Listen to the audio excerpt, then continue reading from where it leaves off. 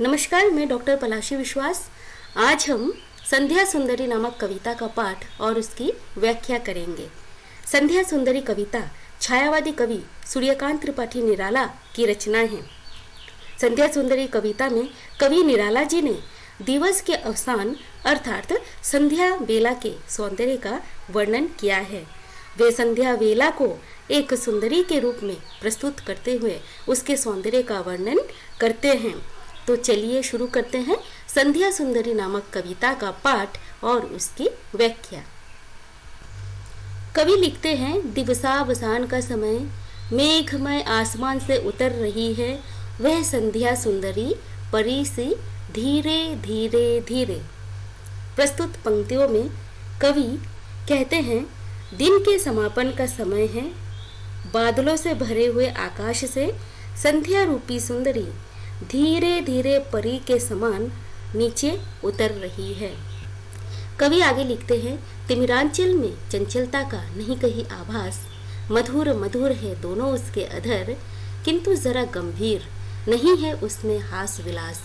हंसता है तो केवल तारा एक, गुथा हुआ उन घुंघराले काले काले बालों से हृदय राज्य की रानी का वह करता है अभिषेक। प्रस्तुत पंक्तियों में कवि ने कहा है कि संध्या सुंदरी के अंधकारमय अंचल में चंचलता का कहीं भी कोई आभास नजर नहीं आ रहा है। अर्थात संध्या रूपी बेला में चारों तरफ अंधकार हो रहा है और वहां पर पूरा वातावरण शांत नजर आ रहा है।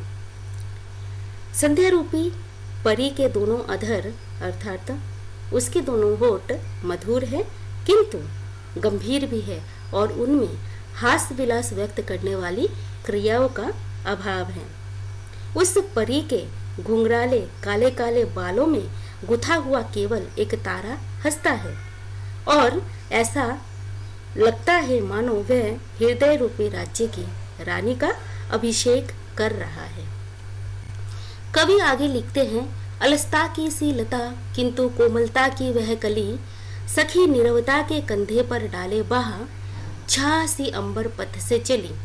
नहीं बजती उसके हाथ में कोई वीणा, नहीं होता कोई अनुराग राग आलाप, नुपुरों में भी रुनझुन नहीं, सिर्फ एक अव्यक्त शब्द सा चुप चुप चुप है गूंज रहा सब कहीं। प्रस्तुत पंक्तियों में कवि कह रहे हैं कि वह संध्या सुंदरी आलस्य की लता के समान है किंतु कोमलता की कली है। अपनी सखी नीरवता अर्थात खामोशी के कंधे पर बाहर रखे हुए छाया के समान वह आकाश मार्ग से चली आ रही है। कवि कहते हैं कि संध्या सुंदरी के हाथों में कोई वीणा नहीं बजती है और न तो प्रेम के संगीत का कोई आलाप ही सुनाई पड़ता है। उसके पैरों के नुपुरों में भी रुनझुन की ध्वनि नहीं हो रही है। केवल एक अव्यक्त शब्द चुप चुप चुप कहीं गूंज रहा है अर्थात चारों ओर खामोशी ही खामोशी छा गई है। कवि आगे लिखते हैं, व्योम मंडल में जगती तल में सोती शांत सरोवर पर उस अमल कमलिनी दल में, सौंदर्य गर्विता सरिता के अति विस्तृत वक्षस्थल में, धीर वीर गंभीर शिखर पर हिमगिरी अटल अचल में, उत्ताल तरंगाघात प्रलय घन गर्जन जलधि प्रबल में, क्षिति में जल में नभ में अनिल अनल में, सिर्फ एक अव्यक्त शब्द सा चुप चुप चुप है गूंज रहा सब कहीं। प्रस्तुत पंक्तियों में कवि कह रहे हैं कि व्योम मंडल में अर्थात आकाश में, जगती तल में अर्थात पूरे धरती पर, शांत सरोवर पर सोती हुई उस स्वच्छ कमलिनी समूह में अर्थात कमल के फूलों के समूह में, अपनी सुंदरता के घमंड में चूर नदी के अत्यंत विस्तृत वक्ष स्थल पर, धीर वीर के समान गंभीर पहाड़ों की चोटियों पर, अटल अचल हिमालय में, प्रलय काल के मेघों की गर्जन के समान गर्जना करने वाले ऊंची ऊंची तरंगों के आघात से परिपूर्ण प्रचंड सागर में, धरती पर, जल में, आकाश में, हवा में, आग में केवल यही एक अव्यक्त सा शब्द चुप चुप चुप सर्वत्र गूंज रहा है। कवि आगे लिखते हैं, और क्या है कुछ नहीं, मदिरा की वह नदी बहाती आती, थके हुए जीवों को वह सस्नेह प्याला एक पिलाती, सुलाती उन्हें अंग पर अपने, दिखलाती फिर विस्मृति के वह अगणित मीठे सपने। अर्धरात्रि की निश्चलता में हो जाती जब लीन, कवि का बढ़ जाता अनुराग, ब्रहाकुल कमनीय कंठ से आप निकल पड़ता तब एक विहाग।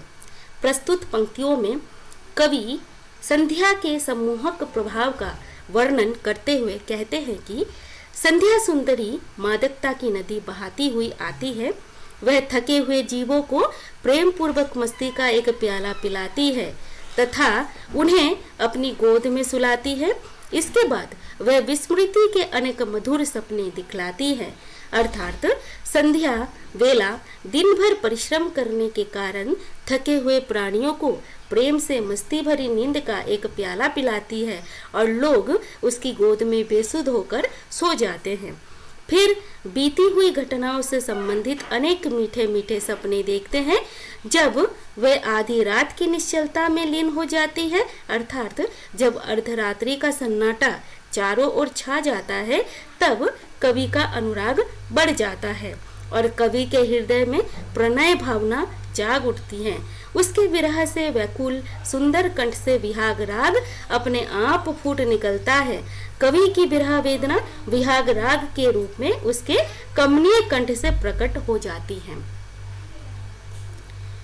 प्रस्तुत कविता की कुछ विशेषताओं को देखें तो हम पाएंगे कि प्रस्तुत कविता में प्रकृति का मानवीकरण किया गया है, छायावादी प्रवृत्ति का आभास होता है, तत्सम शब्दों का प्रयोग किया गया है, चुप चुप चुप, रुंझुन रुंझुन आदि शब्दों में पुनरुक्ति अलंकार का प्रयोग किया गया है, अव्यक्त शब्द में विरोधाभास अलंकार पाया जाता है और चित्रात्मक शैली का प्रयोग सुंदर बन पड़ा है। धन्यवाद।